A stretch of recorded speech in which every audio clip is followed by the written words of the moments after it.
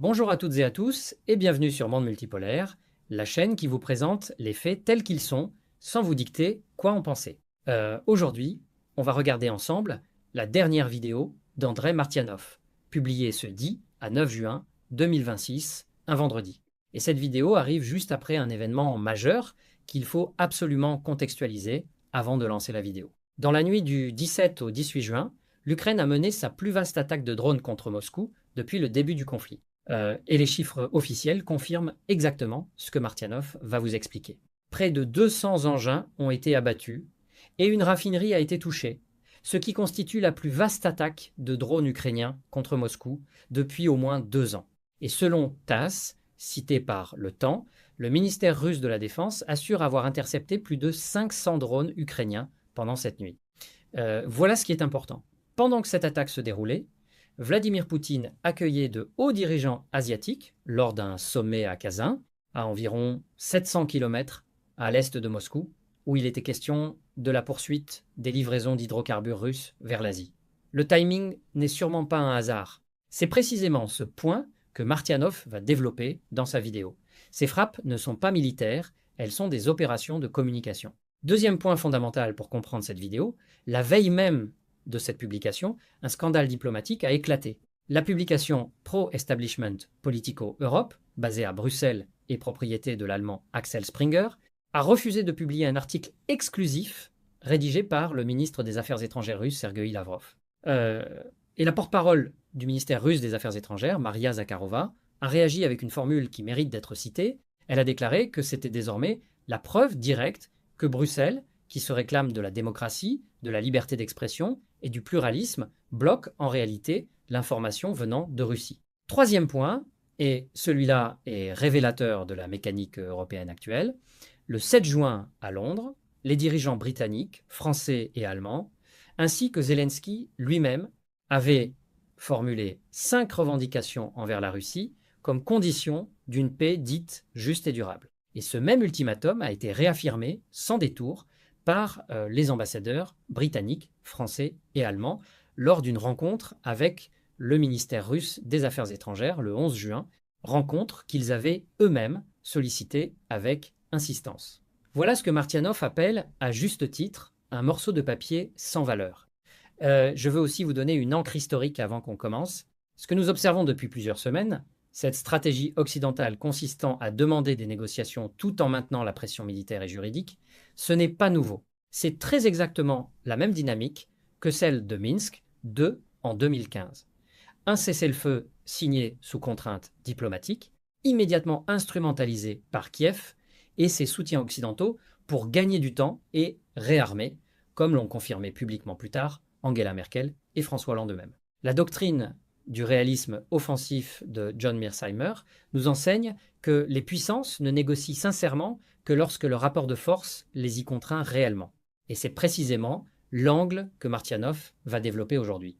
Alors, on lance la vidéo. Restez attentifs, parce qu'à la fin, je vais revenir longuement sur cette question de l'article censuré de Lavrov, sur la géographie de Moscou que Martianov détaille, et sur ce qu'impliquent réellement les évacuations ukrainiennes près de Zaporizhia. C'est parti. Я давно уже убежден, что слов недостаточно. Не случайно президент объявил какое-то время назад, после очередной выходки киевского террориста, о том, что мы будем теперь проводить массированные групповые удары на регулярной основе, по целям, от состояния которых напрямую зависит боеспособность вооруженных сил Украины. Это задача, поставленная Верховным Главнокомандующим. Наши вооруженные силы выполняют ее и будут ее выполнять. За что ты его бьете? Не бейте его! Что вы его бьете? Ты его бьешь ногами! Что вы его бьете?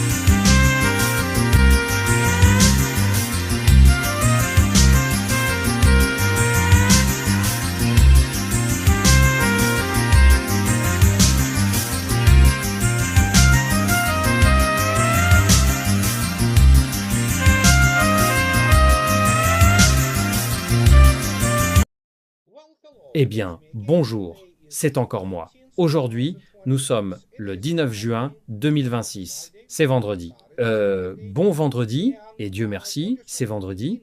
Et ce que vous voyez au début, c'est essentiellement le modus operandi traditionnel de, eh bien, fondamentalement l'OTAN et de l'establishment occidental, quoi que vous puissiez appeler ça aujourd'hui. Establishment ou quoi que ce soit. Donc, je veux aborder immédiatement une chose, parce que en ce qui concerne l'attaque sur Moscou, comment le dire poliment, les gens sont crédules. Disons les choses ainsi. Je suis crédule. Par exemple, si un professionnel de la santé me dit que, vous savez, j'ai une sorte de maladie dont je ne suis pas au courant, euh, un médecin professionnel peut évidemment me convaincre de quoi que ce soit, avec quels que soient ses désirs, si bien sûr ce n'est pas un vrai médecin. Je veux dire, pas un vrai médecin, mais évidemment un médecin qui n'est pas très haut sur l'échelle morale, pour ainsi dire. Mais il en va de même pour les personnes qui ont commencé à m'écrire. Et même, vous savez, ils m'écrivent oh mon Dieu, regardez ce qui se passe, Moscou brûle, et des choses de cette nature. Ils ont commencé à m'écrire à ce sujet, et que puis-je dire? Nous allons en discuter, et RT m'a même contacté hier en disant pouvez-vous commenter cela? Et vous savez ce qu'ils ont en réalité déclaré, avant que je vienne en direct sur leur antenne, que essentiellement tout cela est la réaction de l'OTAN face à fondamentalement ce qui se passe. La catastrophe se déroulant dans l'opération militaire spéciale et leur incapacité à faire quoi que ce soit à ce sujet. Vous savez, ils ne peuvent pas le contrôler, ce qui est tout à fait normal.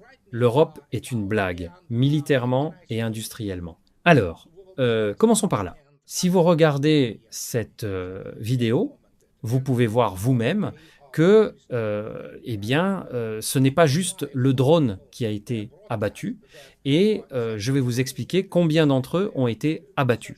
Ce que vous voyez ici est un exemple classique de mise en scène. N'importe quel drone ou n'importe quel aéronef, évidemment, transporte, vous savez, du carburant, parce qu'il ne peut pas voler sans carburant. Habituellement, c'est du kérosène, et le kérosène, c'est toute une autre histoire. Mais ce drone a été spécifiquement chargé, comme la plupart d'entre eux, avec de l'huile combustible. L'huile combustible a cette chose très désagréable, comme vous pouvez le voir vous-même. Quand elle brûle, elle crée beaucoup de fumée. Et ces drones ont été précisément chargés avec beaucoup d'huile combustible, parce qu'évidemment, ils avaient besoin de créer l'image qui présenterait à tous ces crétins dans les médias et dans l'establishment que « Oh mon Dieu, Moscou brûle, regardez ça !» Mais ouais, vous abattez les drones, et ils créent déjà ce genre d'apparence enfumée, pour ainsi dire, et ensuite, quand ils tombent au sol, je veux dire, ils brûlent là en créant l'impression que « Oh mon Dieu, il se passe tellement de choses là-bas !» Vous savez, la vérité, et voici le chiffre, environ 2 Sense drones ont été lancés sur Moscou et les environs de Moscou. Ce qui comprend l'agglomération de Moscou et l'oblast de Moscou. Et sur ces 200 drones, en réalité, seulement 6 ont passé, dont l'un a tué un enfant, en réalité une fillette, dans la banlieue de Moscou. Mais c'est ce qu'ils font en réalité. C'est ce que fait l'OTAN. Ils sont bons pour tuer des civils. Donc cela signifie, en réalité, seulement 3% de ces drones ont passé et 97% d'efficacité pour la défense aérienne russe. Mais c'est ce dont ils avaient besoin. Quand quelque chose est abattu, ça tombe au sol. Ils ont besoin de plus de fumée pour créer cette impression. Et donc, pour que vous compreniez de quoi il s'agit, regardons ceci. C'est le télégraphe, d'accord. Et c'est ce qu'ils essaient de faire passer sur le public occidental, essentiellement crédule et très peu sophistiqué, qui ne sait rien de la guerre et surtout de la défense aérienne. Donc, quand on regarde l'une des publications, et c'est le Télégraphe, je ne vous suggérerais même pas, même en temps de crise, d'utiliser cette publication pour vous essuyer les fesses, parce qu'encore une fois, vous obtiendriez fondamentalement une tumeur dans votre cerveau par voie anale. Mais c'est très important à vous démontrer, parce que c'est ce qu'est. Disons les choses ainsi, C'était tout le propos, comment l'Ukraine a trouvé un moyen de percer la défense de Moscou. Et donc, c'est le triomphalisme à la con qu'on attendrait de toutes sortes d'imbéciles, notamment au Royaume-Uni. Et regardez ce qu'ils écrivent. Vous savez déjà combien d'entre eux ont réellement passé les fuites, ce qui représente une efficacité extrêmement élevée de la défense aérienne russe. Et donc ils disent, si vous regardez combien de drones l'Ukraine a lancés, oui, je vais vous montrer combien elle en a lancé sur le territoire russe au cours des 2 derniers mois.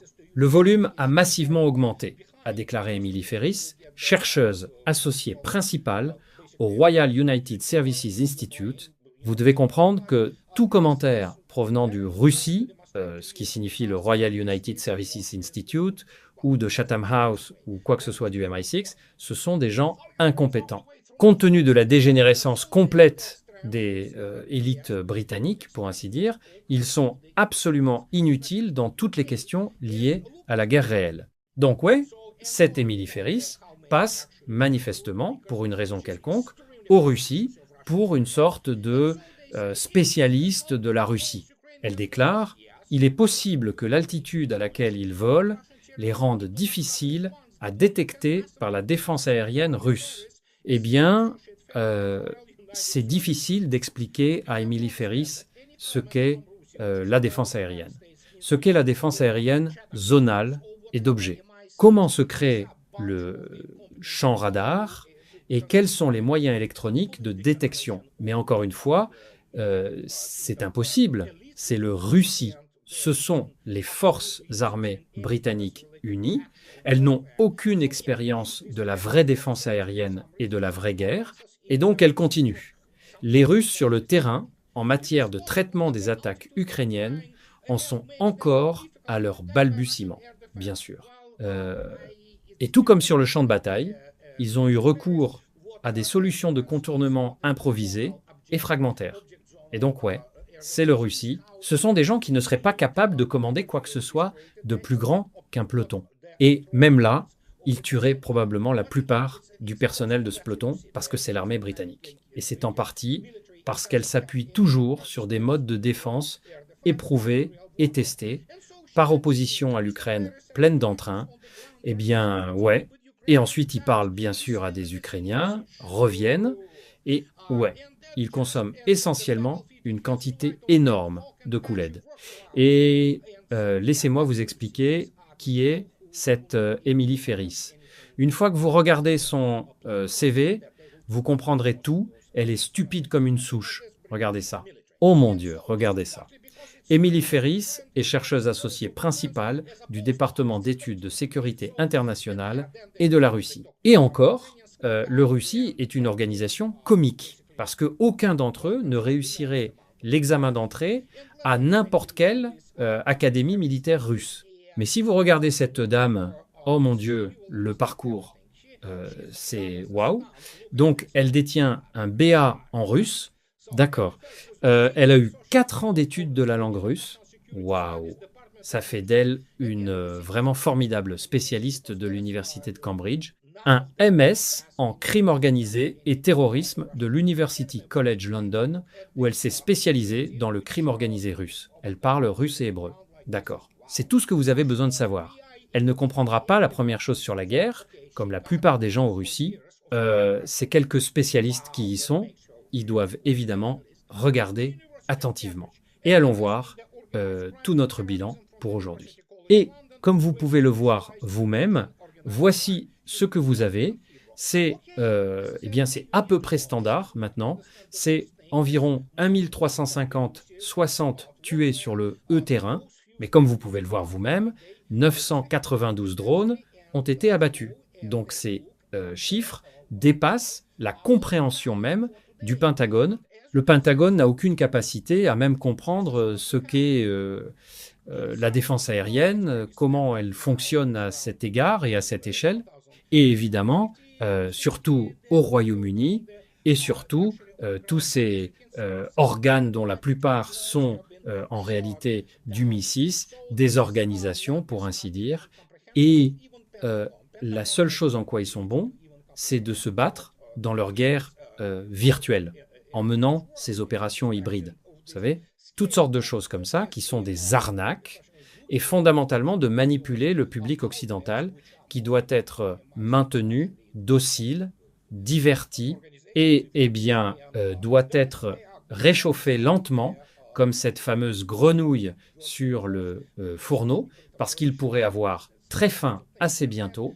Et je parle de ça, ce n'est pas une figure de style, c'est ce qui va se passer. Eh bien, ça se passe déjà, mais ça va s'exacerber dramatiquement très bientôt. Et donc, qu'avons-nous alors ?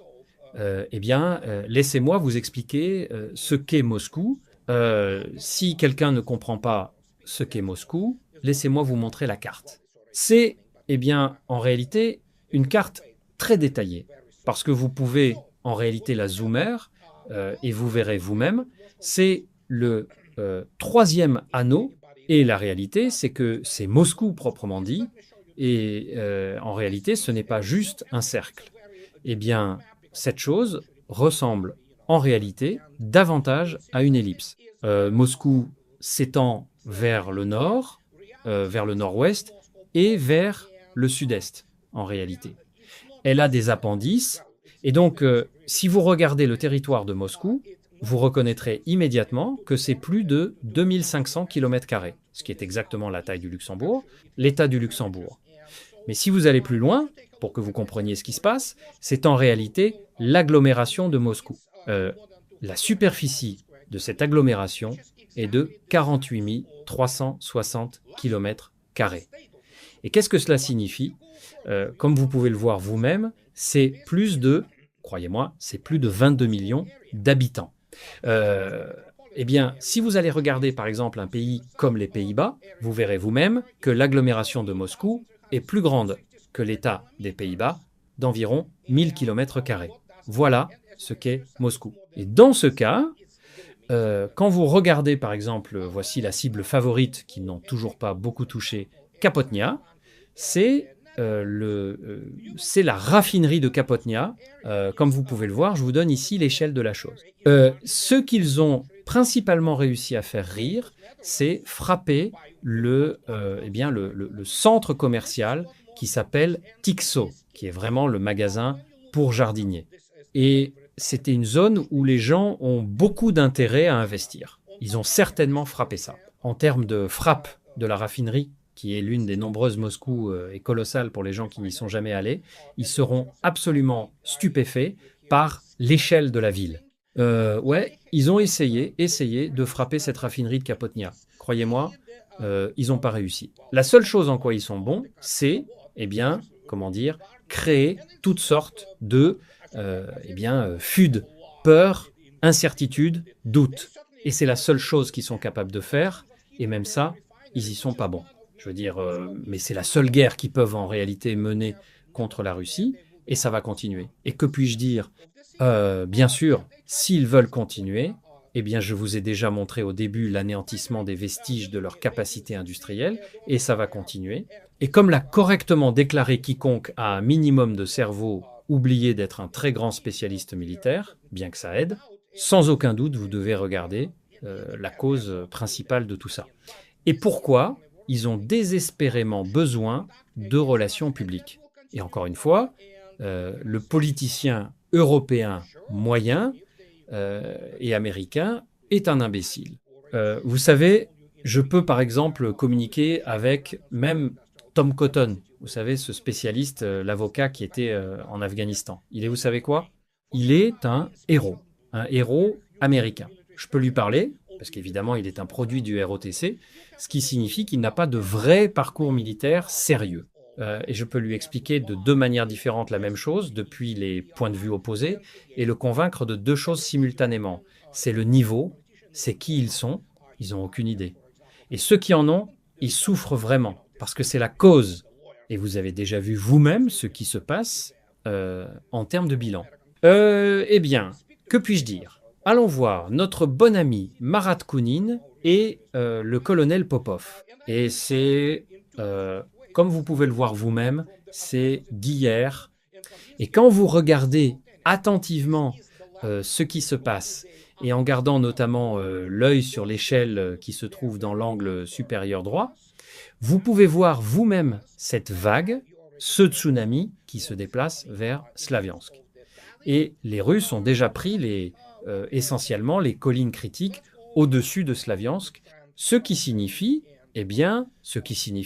que pour même la science militaire basique, vous pouvez facilement l'observer et la bombarder quand vous en avez besoin. Donc, si vous continuez à aller dans la carte plus détaillée de Slaviansk et de son agglomération Kostiantynivka, eh bien, c'est toute une autre histoire, mais vous pouvez voir vous-même que c'est ça. Les Russes sont à moins de 4 km de l'agglomération de Slaviansk, et comme je l'ai déjà dit, Slaviansk, une fois qu'elle sera libérée, c'est terminé pour le DKA, et la zone fortifiée la plus importante, fondamentalement, pour l'OTAN. Ce ne sont pas juste les forces armées d'Ukraine. Ça a été créé par l'OTAN, sous leur supervision. Et il y a une autre situation. Oh mon Dieu, c'est très désagréable pour eux. Regardez ça, c'est l'Ayman. Vous voyez ce qui se passe avec l'Ayman?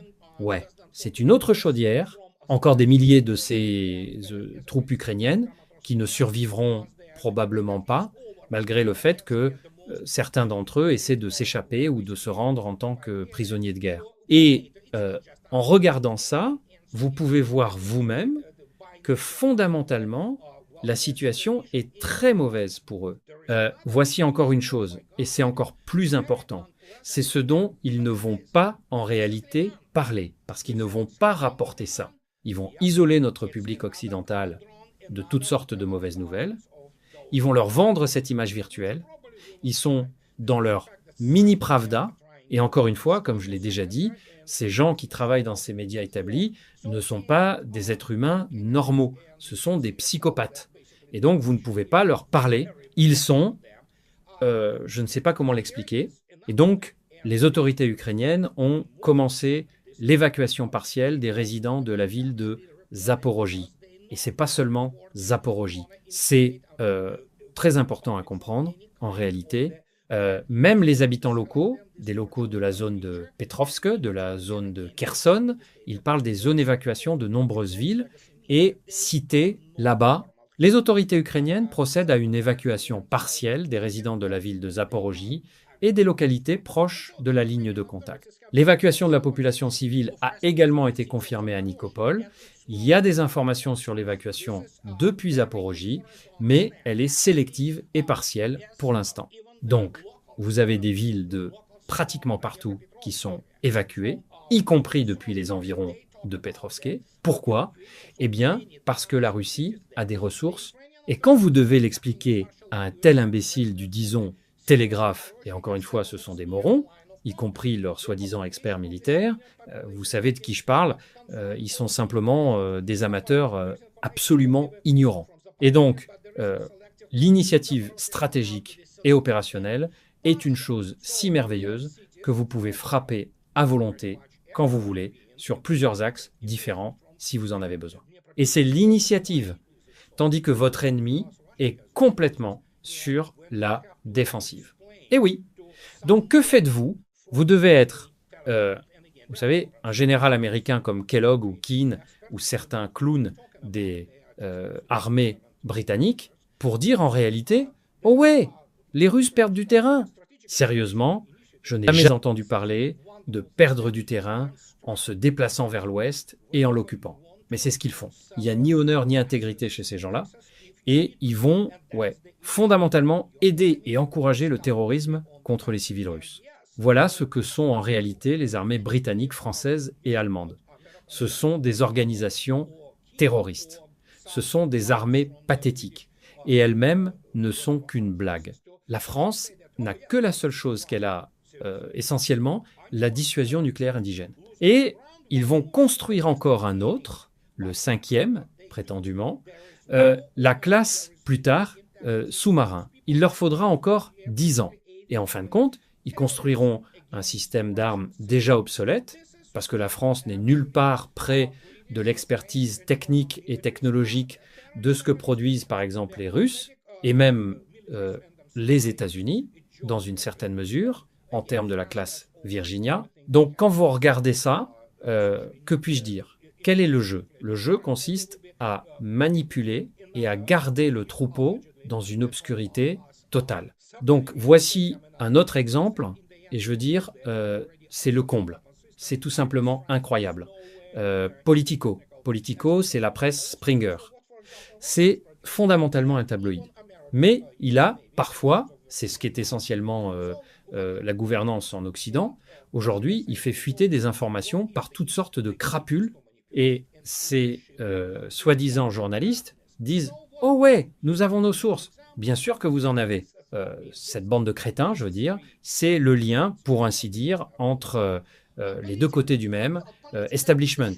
Parce que les médias établis tels que Politico ne sont rien d'autre que, essentiellement, une machine de propagande pour l'establishment, et donc ils écrivent à ce sujet.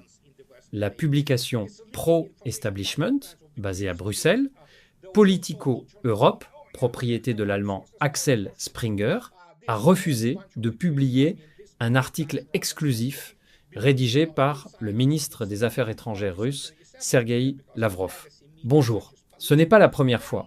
Les Italiens, déjà, le Corriere della Sera, l'ont fait, vous savez. Ils ont demandé à M. Lavrov de leur accorder une interview, puis ils l'ont supprimée. Eh bien, parce qu'ils sont couverts. Ils le sont tous. Et donc l'article de Lavrov était initialement prévu pour publication dans le Politico Europe basé à Bruxelles, mais en raison d'une décision de dernière minute de l'équipe éditoriale, la publication a été annulée. Le ministère russe des Affaires étrangères l'a déclaré vendredi. Et donc, Monsieur Lavrov répète évidemment la même chose que tout le monde sait, que si, en fin de compte, ce qu'ils essaient de faire parce qu'ils sont désespérés, ils sont couverts. La plupart d'entre eux sont des criminels de guerre, y compris Politico et son conseil éditorial, parce que ce sont des criminels de guerre. Ils poussent essentiellement cet agenda belliciste qui pourrait augmenter le risque d'une confrontation directe entre l'OTAN et la Russie. Et donc voilà que revient encore ce problème. Alors quel genre d'OTAN? Je ne vais pas entrer dans les détails. Et encore une fois, ce papier dont Moltonema parlait hier que nous discutons, c'est un morceau de papier qui ne vaut absolument rien. Surtout quand vous signez quoi que ce soit avec les États-Unis, c'est rien. Les États-Unis, oui, c'est la base elle-même, c'est ce qu'est le gouvernement américain aujourd'hui. Il est contrôlé par Israël. C'est pas le gouvernement américain. Et donc ce papier, tous ces accords fondamentalement sont sans valeur. Et donc, mais vous devez comprendre que les Russes travaillent dur pour retirer les États-Unis de l'image. Pourquoi? Je l'ai déjà expliqué de nombreuses fois, l'Europe en elle-même est absolument impuissante. Et même quand M. Lavrov parle du fait qu'ils essaient de se militariser d'ici 2030. J'ai entendu le chef d'état-major de l'armée belge, qui représente quoi?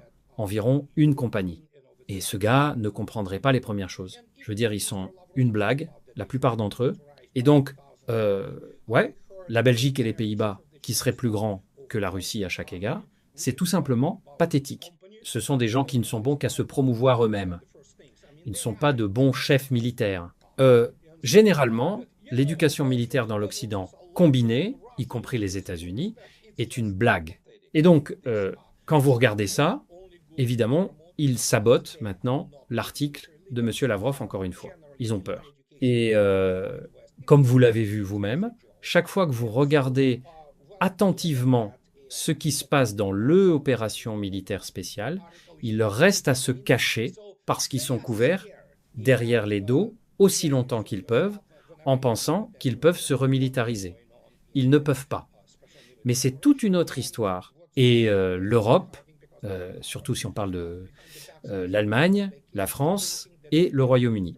Et là, vous vous souvenez que le 11 juin, ces 3 ambassadeurs de ces 3 pays avaient demandé au ministère des Affaires étrangères russe de les recevoir. Devinez ce qu'ils ont fait? Ils sont venus et encore une fois, ont lancé le même ultimatum. J'ai des nouvelles pour eux, et je l'ai dit publiquement de nombreuses fois.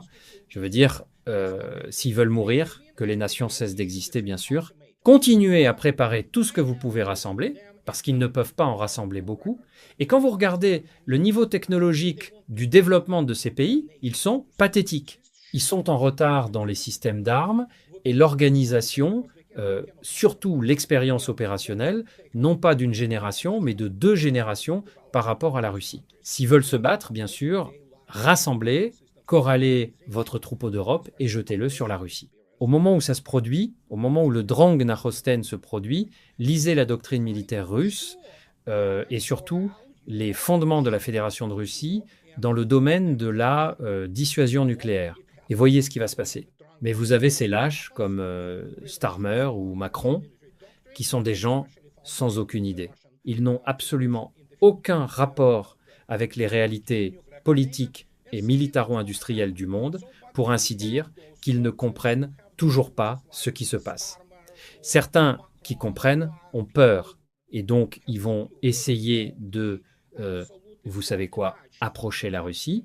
Mais comme je l'ai déjà dit de nombreuses fois, c'est mon opinion personnelle, ne la prenez pas comme une position officielle. Mais si c'était ma volonté, j'aurais rapatrié essentiellement les tombes des soldats soviétiques russes et bien en grande partie de l'armée rouge depuis le sol européen, depuis les cimetières européens et rapatrier les restes en Russie et enlever tous les monuments rappelant à l'Europe qui elle est. Elle ne mérite pas le sang russe et donc si ça devait se produire que par quelques miracles, et beaucoup de gens croient en ce miracle, croyez-moi, vous ne croiriez pas combien de gens croient en ce miracle. Parce que c'est tellement, c'est pas possible qu'ils réussissent d'une façon ou d'une autre à se relever d'ici 2030 et décident d'attaquer la Russie. Encore une fois, comme je l'ai déjà déclaré, les Russes n'ont maintenant aucun scrupule à raser toutes ces capitales européennes si ça devait en arriver là. Et donc, c'est le changement majeur, mais ils ne le comprennent pas. Donc, que puis-je dire vous savez, voici l'une des choses qui est « Oh mon Dieu, le Parisien couvre ça ». Je veux dire Jésus-Christ. Je veux dire, le français, c'est toute une autre histoire. Ce qu'ils sont eux et comment ils se perçoivent eux-mêmes. Et encore une fois, voici rapporté il y a quelques jours, soupçon d'ingérence russe, un suspect arrêté près d'une usine livrant des drones à l'Ukraine. Et donc, ce dont il parle dans Le Parisien, l'usine d'Eller, qui livrait de nombreux drones militaires à l'Ukraine depuis le début de la guerre, a été la cible de cocktails Molotov début juin. Un ressortissant russe a été arrêté 3 jours plus tard, alors qu'il filmait un prototype de drone. Une ingérence russe est envisagée. Oh Seigneur, c'est bizarre, d'accord. Il se pense tellement important que un gars manifestement pas dans son état mental normal, il a essayé quoi que ce soit un ressortissant biélorusse ou quoi que ce soit en lançant des cocktails Molotov sur le territoire de cette, quelle qu'en soit l'entreprise ou le fabricant. C'est très probablement un cas de maladie mentale, parce que si les Russes avaient décidé de faire quoi que ce soit à ce sujet, ils l'auraient fait d'une façon très différente. Et ils le sauraient, mais ils ont besoin de maintenir, surtout ces prostituées essentiellement les médias français, pour maintenir maintenir le public plongé dans cette hystérie anti-russe. Et encore une fois, garder à l'esprit, c'est la différence. Contrairement aux Américains, et les Américains ont, et je vis ici, vous pouvez me considérer comme russo-américain, les Américains ont accès aux médias alternatifs. Et en fait, les médias alternatifs dépassent maintenant les médias établis. Les médias établis travaillent pour ces crétins nés de nouveaux issus des baby-boomers. Une grande partie du public américain, la majorité silencieuse, et toutes sortes d'autres personnes, surtout les jeunes, ont accès aux médias alternatifs. Et ces médias dépassent en termes d'audience tous ces ABC, CNN et autres. Les Européens ne l'ont pas. Ils peuvent le faire s'ils le veulent, mais bientôt, ils seront obligés de présenter leur pièce d'identité à leur gouvernement. Et ouais, ils vont fondamentalement vous suivre pour voir ce que vous faites, ce que vous postez et ce que vous essayez d'exprimer. Donc, bienvenue dans le 1984 et l'Europe est le terrain de jeu des satanistes. Et elle est au-delà du salut. Mais que puis-je dire? Donc, quand vous regardez tout ça ensemble, et surtout, eh bien, fondamentalement, la propagande totalement incroyable, incroyable, parce qu'elle est tellement grossière et absolument ridicule, eh bien, l'évacuation des grandes villes ukrainiennes sur la ligne de combat. Ouais, quand vous perdez du terrain, vous savez, c'est la logique. Pourquoi évacueriez-vous votre population quand vous gagnez en réalité du terrain en accord avec tous ces soi-disant clowns militaires de l'Occident combiné? Eh bien, voilà l'explication. Et ils savent que c'est la catastrophe. Ils savent ce qui se passe. Ils savent qu'ils n'ont pas de temps. Ils en ont jamais eu. Et donc, ils vont continuer à, eh bien, commettre des actes terroristes. C'est ce que c'est. Je veux dire, le terrorisme consiste à lancer tout ce qu'ils peuvent lancer pour frapper des civils, tuer des enfants, tuer des femmes, des vieillards. Voilà de quoi il s'agit. Ça l'a toujours été, parce que le bluff a été appelé.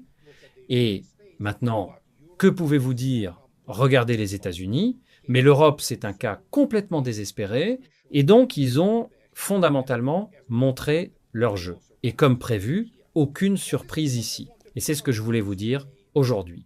Et comme toujours, ceux qui aiment ce que je fais, s'il vous plaît, abonnez-vous à ma chaîne. Et ceux qui peuvent se le permettre, s'il vous plaît, soutenez-moi sur Patreon ou achetez-moi un café ou deux. Cela me permettra de rester dans ce domaine. Et je veux exprimer encore une fois ma profonde gratitude à mes merveilleux Patreons parce qu'ils sont le fondement de ce que je fais.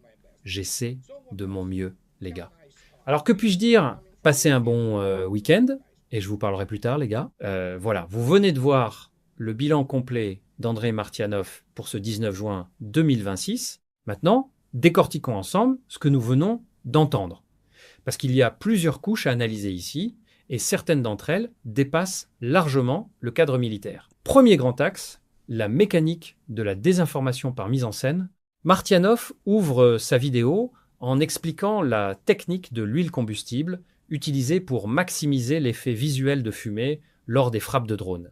Et je veux vous donner le contexte chiffré complet, parce que les médias occidentaux eux-mêmes confirment, sans le vouloir, exactement ce que Martianov décrit. Cette raffinerie de Kapotnia est l'une des cibles principales des plus de 200 drones lancés par l'Ukraine sur Moscou et ses environs dans la nuit du 17 au 18 juin, et elle assure une grande partie des besoins en carburant de la population de la capitale, de son tissu industriel et de ses aéroports. Mais regardez la divergence de récits.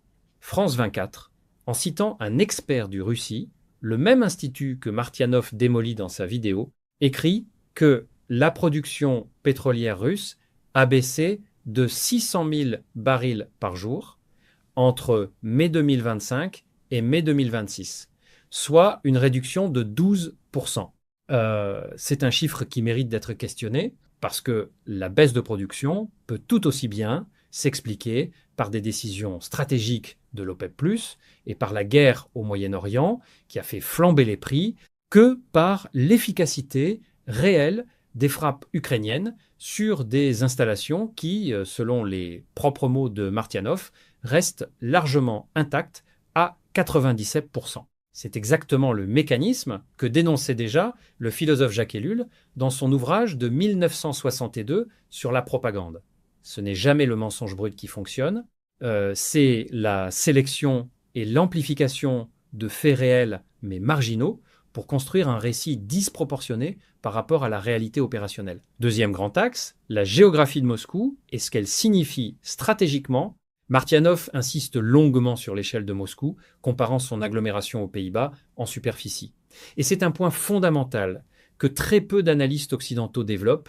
Une métropole de plus de 22 millions d'habitants, étalée sur près de 50 000 km², dispose mécaniquement d'une profondeur défensive que ne possède aucune capitale européenne. Comparé avec Paris intramuros, 105 km², ou même le Grand Londres, 1572 km². Moscou est, à elle seule, plus vaste que la quasi-totalité des pays européens de taille moyenne. Cette réalité géographique a une conséquence stratégique directe. La défense aérienne en couche, que Martianov mentionne sans la nommer explicitement, repose précisément sur cette profondeur.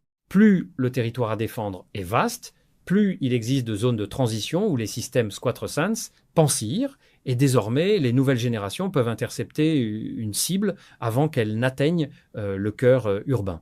C'est la même logique défensive que celle développée par l'Union soviétique pendant la guerre froide avec le système de défense aérienne de Moscou, l'A-135, déjà conçu dans les années 1970 pour gérer des saturations massives. Troisième grand axe, la censure de l'article de Lavrov, un cas d'école.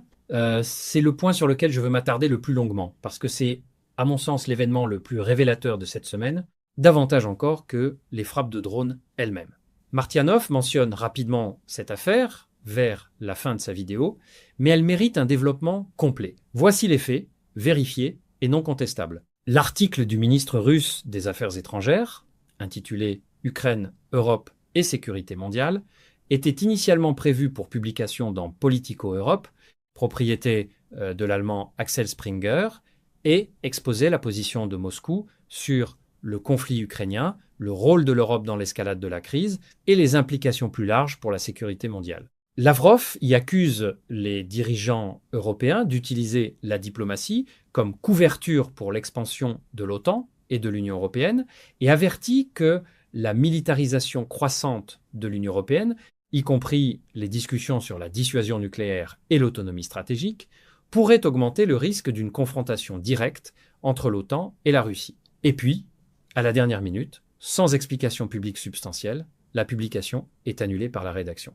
Maintenant, comparons ça à un principe fondamental du journalisme occidental tel qu'il se présente lui-même depuis la Seconde Guerre mondiale. Le pluralisme des sources, le droit de réponse, l'exposition des deux côtés d'un conflit. La porte-parole russe Maria Zakharova a résumé la contradiction avec une formule que je trouve, je dois l'admettre, particulièrement bien construite. Elle a déclaré que c'était désormais la preuve directe que le Bruxelles collectif, qui se réclame de la démocratie, parle de liberté d'expression et de pluralisme d'opinion, bloque en réalité l'information venant de la Russie. Et je veux vous donner un ancrage historique ici, parce que ce n'est pas la première fois qu'un dirigeant russe se heurte à ce mur. Souvenez-vous de l'interview accordée par Lavrov au Corriere della Sera, le quotidien italien de référence, qui avait également été retiré après publication.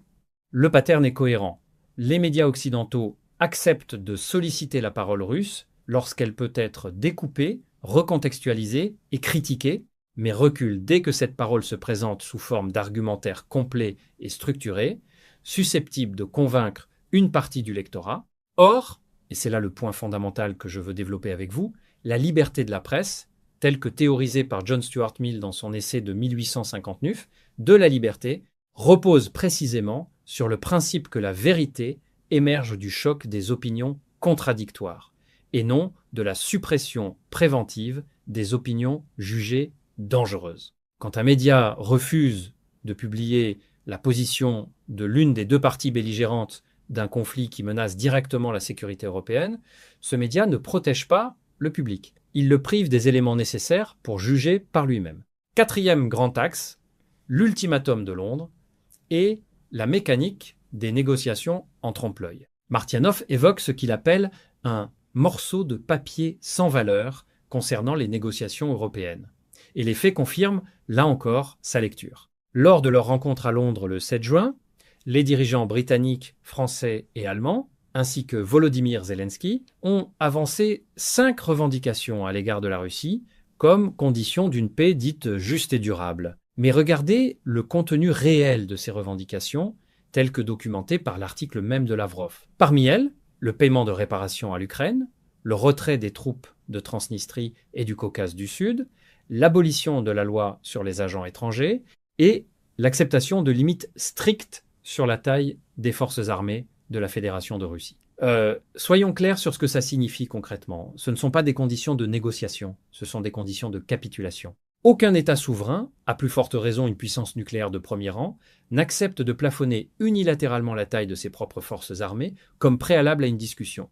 Et le plus révélateur, c'est la phrase que cite Lavrov lui-même, attribuée à la chef de la diplomatie européenne, Kaja Kallas. Il ne peut y avoir de paix juste et durable sans reddition de comptes pour la Russie.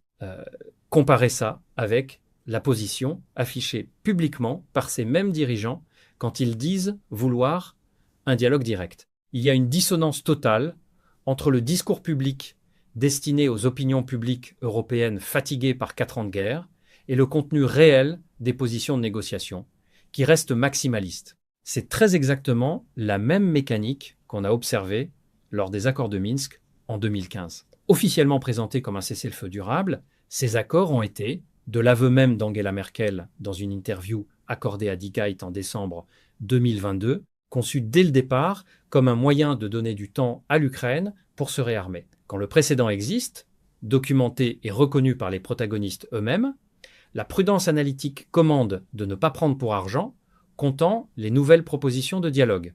5e grand axe, Slaviansk, Liman et la dynamique de l'encerclement. Martianov détaille la progression russe vers Slaviansk, avec les troupes russes désormais à moins de 4 km de l'agglomération et évoque une situation similaire à Liman.